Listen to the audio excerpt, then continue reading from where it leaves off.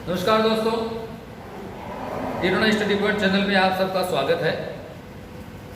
जैसा कि आप सबको पता है कि हमारे चैनल के द्वारा विभिन्न प्रतियोगी परीक्षाओं से संबंधित वीडियो उपलब्ध करवाए जा रहे हैं। चाहे रीट भर्ती परीक्षा हो, चाहे सेकंड ग्रेड शिक्षक भर्ती हो, चाहे फर्स्ट ग्रेड शिक्षक भर्ती परीक्षा हो, राजस्थान पटवार हो, राजस्थान पुलिस कांस्टेबल की परीक्षा हो, उन सभी के लिए सामान्य ज्ञान जीके से संबंधित हम लोगों ने क्लासें शुरू की है। भारतीय जो राज्य व्यवस्था है, भारतीय जो राजनीति विज्ञान है, इसके कई क्वेश्चंस एग्जाम में पूछे जाते हैं। तो हम इस वीडियो के माध्यम से भारतीय राज्य व्यवस्था या भारतीय जो शासन व्यवस्था उससे संबंधित, भारतीय राजनीति विज्ञान से संबंधित जो महत्वपूर्ण क्वेश्चंस हैं उनका अध्ययन करेंगे। आज इस पहली क्लास में हम जो आज अध्ययन करेंगे, सबसे पहले हम शुरुआत करेंगे भारत का संवैधानिक विकास। भारत का संवैधानिक विकास कि देश का जो संविधान है उसका संवैधानिक विकास किस प्रकार से हुआ। तो अगर सबसे पहले हमें समझने की जरूरत है कि संविधान क्या है।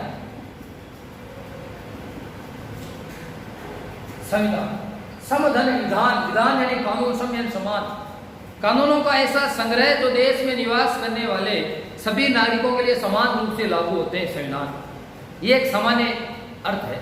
अगर हम संविधान की परिभाषा देखें या संविधान का अर्थ समझें तो संविधान एक वैधानिक दस्तावेज है, वैधानिक कानूनी या कानूनों का एक दस्तावेज, एक संग्रह है। तो संविधान एक वैधानिक दस्तावेज है जिसमें शासन के उन मूलभूत सिद्धांतों का वर्णन किया गया है जिसके अनुरूप किसी देश का शासन चलाया जा सके। कहने का मतलब क्या है कि संविधान में उन विधानों का संग्रह है या वे कानून लिखे गए हैं जिनकी सहायता से एक देश का शासन संचालन किया जा सके। संविधान को जो हम आगे देखें तो संविधान जो है उसे किसी देश की आधारभूत विधि भी कहा जा सकता है, फंडामेंटल लॉ भी उसे कहा जा सकता है। तो कभी कभार छोटा सा प्रश्न पूछ ले या कोई भी हमें पूछ ले जनरल की बात, संविधान क्या है, तो संविधान एक देश की आधारभूत विधि है, उन कानूनों का एक आधार है जिसकी सहायता से किसी देश का शासन संचालन किया जा सके। तो ये संविधान। तो अगर हम भारतीय संवैधानिक विकास की बात करें तो भारतीय संवैधानिक विकास को दो भागों में बांटा गया है।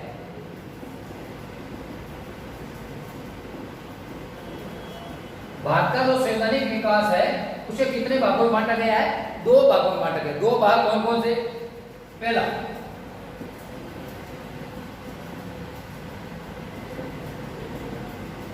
ब्रिटिश ईस्ट इंडिया कंपनी के अंतर्गत संवैधानिक विकास,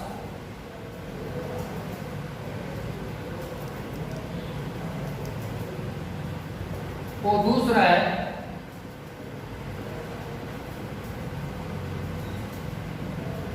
ब्रिटिश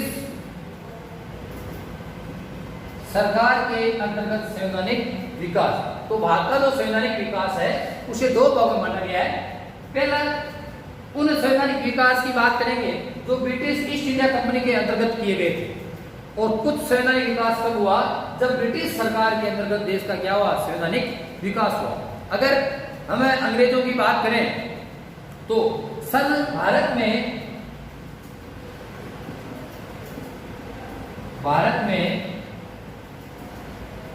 ब्रिटिश 1600 ईस्वी में व्यापार करने के उद्देश्य से आए। भारत में जो अंग्रेज है वो, या जो ब्रिटिश ईस्ट इंडिया कंपनी है, भारत में ब्रिटिश ईस्ट इंडिया कंपनी जो है वो 1600 ईस्वी में भारत में आई। पहली बार उद्देश्य क्या था? सिर्फ व्यापार करना। ईस्ट इंडिया कंपनी जो 1600 ईस्वी में भारत आई, उसका उद्देश्य पहले भारत में शासन करना नहीं था। उसका उद्देश्य भारत में आने का एकमात्र ये था, व्यापार करना। वो भारत में व्यापार करने के उद्देश्य से आई ईस्ट इंडिया कंपनी कब? 1600 ईस्वी। आगे क्या है कि इस ब्रिटिश ईस्ट इंडिया कंपनी को भारत में व्यापार करने का अधिकार किसने दिया? तो उस महिला का, महारानी का नाम था महारानी एलिजाबेथ प्रथम। तो महारानी एलिजाबेथ प्रथम ने एक चार्टर के द्वारा ब्रिटिश ईस्ट इंडिया कंपनी को भारत में व्यापार करने की अनुमति प्रदान की। तो महारानी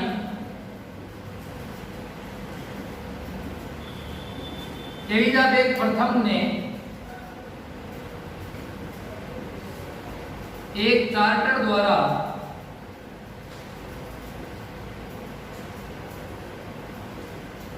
ईस्ट इंडिया कंपनी को भारत में व्यापार करने की अनुमति दी। तो ईस्ट इंडिया कंपनी को भारत में व्यापार करने की अनुमति किसने प्रदान की? महारानी एलिजाबेथ प्रथम ने। ईस्ट इंडिया कंपनी भारत में पहली बार कब आई? 1600 ईस्वी में। उद्देश्य क्या था? व्यापार करना। ये शुरुआती कुछ महत्वपूर्ण बातें हैं। अगर हम आगे बात करें तो एक और महत्वपूर्ण क्वेश्चन है कि 1765 की ईस्वी में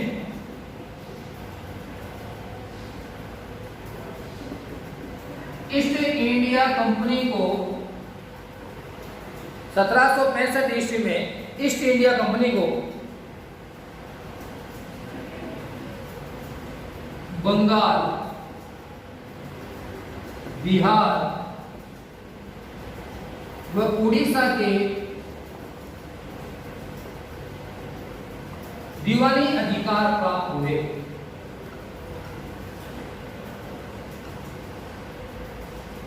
हुए कि नहीं भाई? हम सबको पता है 1757 में बक्सर का युद्ध हुआ, सॉरी पलासी का युद्ध हुआ। उसके बाद में 1764 में बक्सर का युद्ध हुआ। उस युद्ध में बंगाल के नवाब की हार हुई और उसी युद्ध के बाद अगले साल 1765 में ईस्ट इंडिया कंपनी जो है उसे बंगाल, बिहार और उड़ीसा के दीवानी अधिकार प्राप्त हुए। तो वहां पर जो दीवानी अधिकार की बात करें कि राजस्व से संबंधित जो अधिकार है वो ईस्ट इंडिया कंपनी को दिए गए। अब जैसे कि मैंने आपको बताया कि भारत का जो सैद्धांतिक विकास है उसे दो भागों में बांटा गया है। तो पहला जो भाग है कि ब्रिटिश ईस्ट इंडिया कंपनी के अंतर्गत या अधीन किया गया देश का सैद्धांतिक विकास, उसके बारे में चर्चा करेंगे। तो हमारी जो पहली हेडिंग होगी वो होगी ईस्ट इंडिया कंपनी के शासन के अंतर्गत सैद्धांतिक विकास। उसमें पहला सबसे जो आएगा बहुत ही महत्वपूर्ण है वो है 1773 का रेगुलेटिंग एक्ट। 1773 का रेगुलेटिंग एक्ट ये बहुत महत्वपूर्ण, देश के सैद्धांतिक विकास में इस अधिनियम का एक महत्वपूर्ण स्थान, इस अधिनियम का एक महत्वपूर्ण स्थान है। तो इसमें कौन कौन सी महत्वपूर्ण बातें होगी कि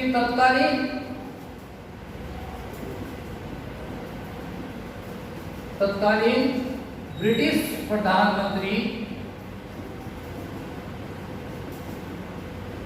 लॉर्ड नॉर्थ ने एक गोपनीय समिति की सिफारिश पर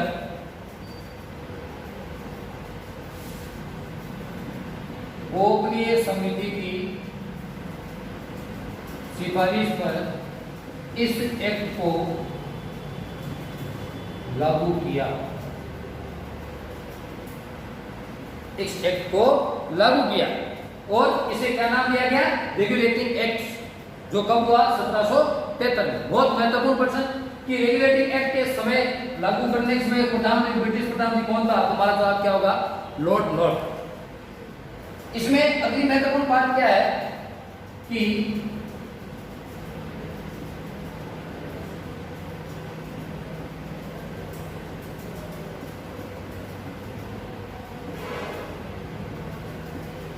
इस अधिनियम के माध्यम से भारत में ईस्ट इंडिया कंपनी पर ब्रिटिश संसदीय नियंत्रण स्थापित करने का प्रयास किया गया। देखो ध्यान सुने, इस अधिनियम के माध्यम से भारत में, इस अधिनियम के माध्यम से भारत में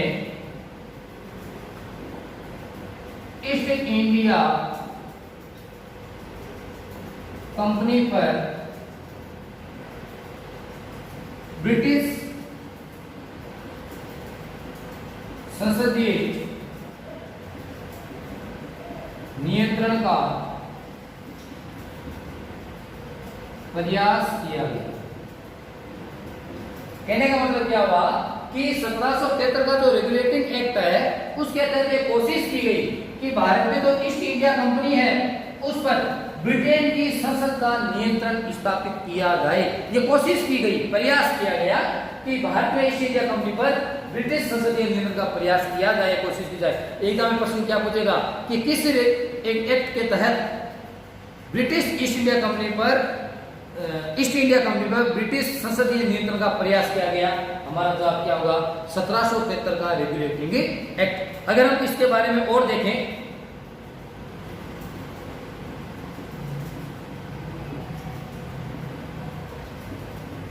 इस अधिनियम के द्वारा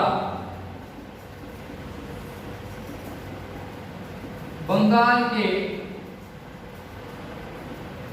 गवर्नर को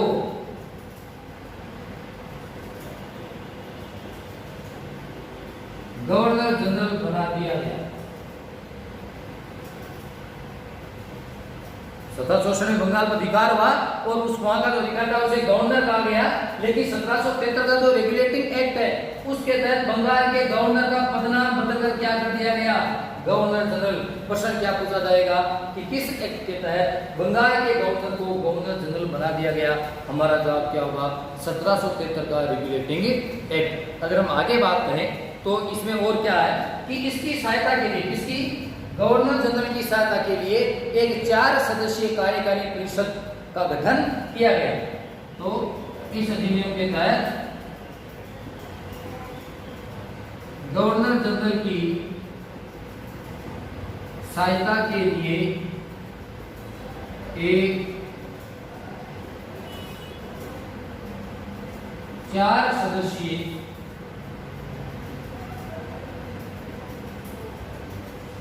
कार्यकारी परिषद का गठन किया गया। तो गवर्नर जनरल की सहायता के लिए कितने सदस्यीय परिषद का गठन किया गया? 4 सदस्यीय परिषद का गठन किया गया। अब जो बंगाल का गवर्नर से गवर्नर जनरल बनाया गया, तो बंगाल का पहला गवर्नर जनरल कौन था? तो हमारा जवाब क्या होगा? लॉर्ड वारेन हेस्टिंग्स पहले गवर्नर जनरल। कहां के? बंगाल के। ध्यान रखना, भारत के गवर्नर जनरल की बात है तो अलग आएगा, ये बंगाल का गवर्नर जनरल। 1773 के रेगुलेटिंग एक्ट के तहत बंगाल के गवर्नर को क्या बनाया गया? Governor general. तो पहला बंगाल गवर्नर जनरल कौन बना? Lord Warren Hastings. वारेन है। और गवर्नर जनरल की सहायता के लिए एक 4 सदस्यीय कार्यकारी परिषद का गठन किया गया। और देखो, एक बहुत महत्वपूर्ण लाइन है इस रेगुलेटिंग एक्ट की।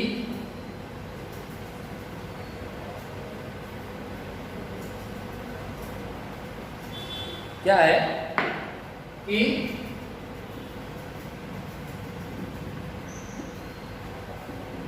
इस अधिनियम द्वारा 1774 में कलकत्ता में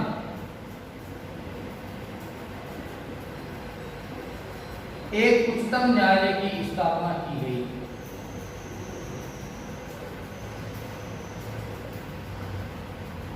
एक उच्चतम न्यायालय की स्थापना की गई। पहला न्यायाधीश कौन था?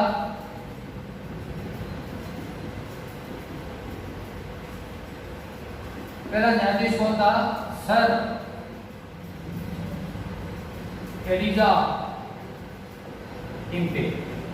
तो प्रश्न क्या होगा कि किस एक्ट के तहत या किस अधिनियम के तहत कलकत्ता में पहले उच्चतम न्यायालय की स्थापना की गई? वो कौन था? 1773 का रेगुलेटिंग एक्ट। तो कब की गई? 1774 में। और इस उच्चतम न्यायालय का पहला न्यायाधीश कौन था? Sir Elijah Impey. क्या नाम था? Sir Elijah Impey. Direct question पूछे जाएंगे। अब देखो, ये ब्रिटिश ईस्ट इंडिया शासन के अंतर्गत किया गया पहला सेना विकास के तहत पहला अधिनियम था। अगर हम आगे बात करें और कौन कौन से और महत्वपूर्ण थे, तो एक है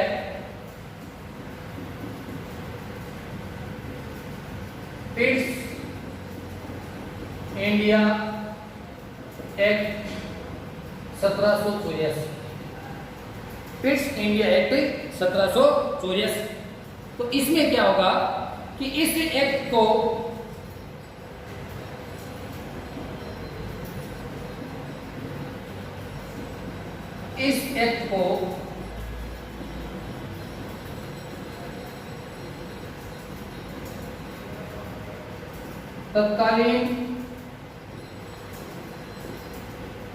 तत्कालीन ब्रिटिश प्रधानमंत्री विलियम पिट द्वारा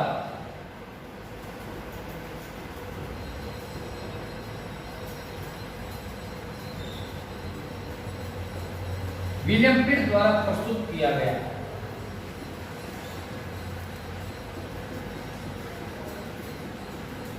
तो पिट्स इंडिया एक्ट 1784 को प्रस्तुत करने वाला प्रधानमंत्री कौन था? विलियम पिट। ये प्रश्न।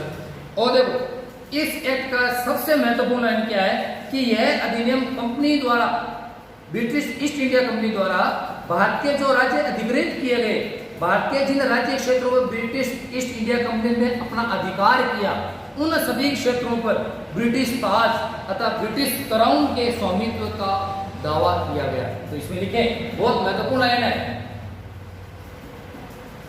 कि यह अधिनियम कंपनी द्वारा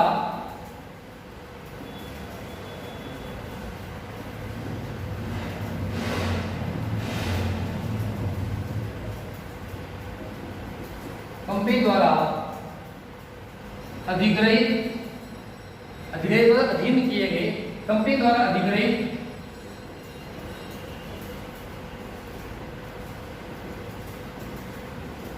भारतीय राज्य क्षेत्रों पर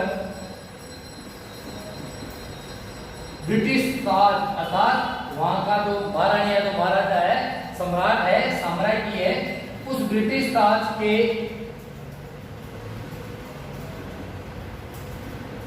स्वामित्व का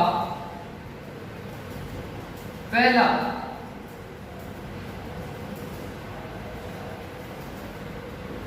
वैधानिक दावा था। मतलब पिट्स इंडिया एक्ट 1784 जो है, इसके तहत ये व्यवस्था की गई, ये दावा किया गया कि ब्रिटिश ईस्ट इंडिया कंपनी द्वारा जो अधिग्रहित किए गए भारतीय जो राज्य क्षेत्र हैं, उसका स्वामित्व कौन होगा? ब्रिटिश ताज होगा। ब्रिटिश ताज, ब्रिटेन का जो सम्राट, जो साम्राज्य है, उसका दावा किया गया। तो कंपनी द्वारा अधिग्रहित किए गए भारतीय राज्य क्षेत्रों पर ब्रिटिश ताज के स्वामित्व का पहला वैधानिक दस्तावेज कौन सा था या कौन सा एक्ट था? हमारा जवाब होगा पिट्स इंडिया एक्ट 1784। ये पहला वो वैधानिक दावा है, ये पहला जो वैधानिक प्रमाण है जिसके तहत ये पता चलता है कि कंपनी द्वारा अधिग्रहित भारतीय राज्य क्षेत्रों पर ब्रिटिश ताज का स्वामित्व होगा। ब्रिटिश ताज ने अपना स्वामित्व दिया। आगे अगर हम बात करें तो इस पिट्स इंडिया एक्ट 1784 के तहत ये दो ही बातें महत्वपूर्ण है। अगला है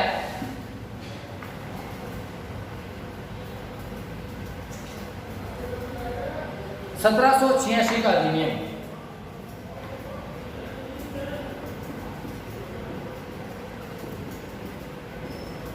ये हम जो भी पढ़ रहे हैं, ये सभी ब्रिटिश ईस्ट इंडिया कंपनी का जो शासन था उस समय के अधिनियम है। तो 1786 का अधिनियम, ये एक और महत्वपूर्ण अधिनियम है जो जिसका भारतीय सैन्य विकास में महत्वपूर्ण स्थान है। इसमें क्या किया गया कि इस अधिनियम के द्वारा बंगाल का जो गवर्नर जनरल है उसे दो शक्तियां दी गई। क्या शक्तियां दी गई? अभी हमने पीछे पढ़ा कि गवर्नर जनरल की सहायता के लिए एक 4 सदस्यीय कार्यकारी परिषद होती है। तो गवर्नर जनरल को अधिकार दिया गया कि कुछ विशेष परिस्थितियों में गवर्नर जनरल कार्यकारी परिषद के द्वारा दिए गए निर्णय को समाप्त करके अपने निर्णय को लागू कर सकता है। एक तो ये अधिकार दिया गया।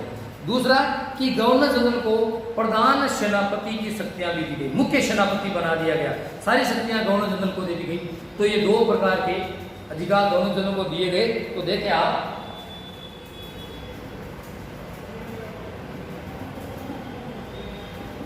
इस अधिनियम द्वारा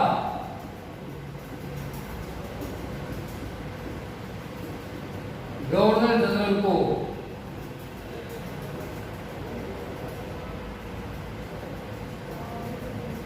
विषम परिस्थितियों में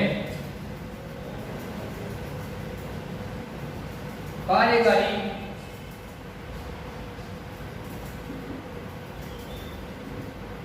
परिषद के निर्णय को समाप्त कर अपने निर्णय को लागू करने का अधिकार दिया गया। कहने का मतलब क्या है कि 1786 के अधिनियम के द्वारा जो गवर्नर जनरल जो था उसे कुछ विशेष परिस्थितियों में, विषम परिस्थितियों में कार्यकारी परिषद के निर्णय को समाप्त करके अपने खुद के निर्णय को लागू करने का क्या दिया गया? अधिकार। दूसरा क्या अधिकार दिया गया कि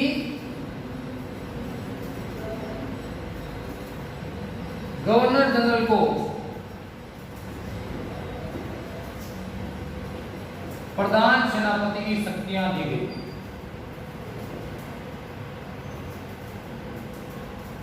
ये दो महत्वपूर्ण अधिकार। अब क्या है कि इन दोनों अधिकारों को या इन दोनों शक्तियों को प्राप्त करने वाला पहला गवर्नर जनरल कौन था? वो था लॉर्ड कॉर्नवालिस। लॉर्ड कॉर्नवालिस ये पहला गवर्नर जनरल था जिसे ये दोनों अधिकार प्राप्त हुए थे। तो ये था 1786 का अधिनियम। अगर हम आगे देखें तो अगला है चार्टर एक्ट।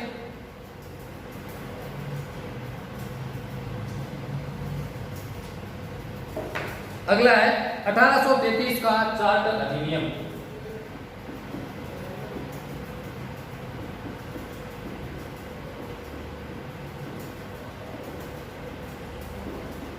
यह भी एक महत्वपूर्ण अधिनियम है जो भारतीय सैन्य विकास में अपनी एक महत्वपूर्ण भूमिका रखता है। इसके तहत क्या हुआ कि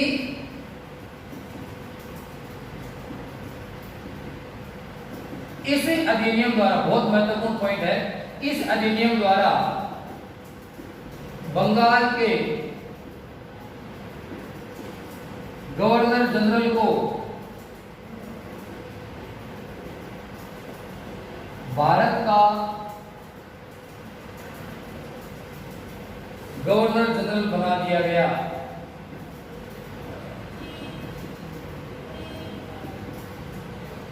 मतलब इस अधिनियम द्वारा बंगाल का पहले जो गवर्नर जनरल था उसे कहां का गवर्नर जनरल बना दिया गया? भारत का गवर्नर जनरल बना दिया गया। और जितनी भी नागरिक व सैन्य शक्तियां थी वो सारी किसको दे दी गई? भारतीय गवर्नर जनरल को। तो इस प्रकार से लॉर्ड विलियम बेंटिक भारत के प्रथम गवर्नर जनरल बने।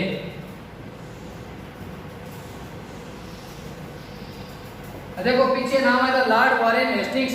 लॉर्ड वारेन हेस्टिंग्स बंगाल का पहला गवर्नर जनरल था। अब यहाँ पर भारतीय गवर्नर जनरल की बात हो रही है तो भारत का पहला गवर्नर जनरल कौन था? Lord William Bentinck. अगला जो ब्रिटिश ईस्ट इंडिया कंपनी के तहत किए गए जो महत्वपूर्ण सुधार कार्य हैं उसमें लास्ट का जो महत्वपूर्ण वो है 1853 का अधिनियम। 1853 का अधिनियम। तो 1793 से लेके 1853 ईस्वी के दौरान ब्रिटिश संसद द्वारा पारित किए गए जो चार्टर अधिनियम है उन सभी चार्टर अधिनियमों में सबसे अंतिम चार्टर अधिनियम कौन सा है? 1853 का अधिनियम। प्रश्न ये पूछेगा कि ब्रिटिश संसद द्वारा पारित अंतिम चार्टर अधिनियम कौन सा था? तो हमारा जवाब क्या होगा? 1853 का चार्टर अधिनियम। एक तो ये महत्वपूर्ण बात। दूसरी है कि गवर्नर जनरल की जो परिषद है उसमें 6 सदस्यों में से गवर्नर जनरल की परिषद बाद में संख्या बढ़ा दी गई। पहले कितने थे? 4, फिर बढ़ा के कितने कर दी गई संख्या? 6। तो जो 6 सदस्य हैं उनमें से 4 का चुनाव कौन कौन करेंगे?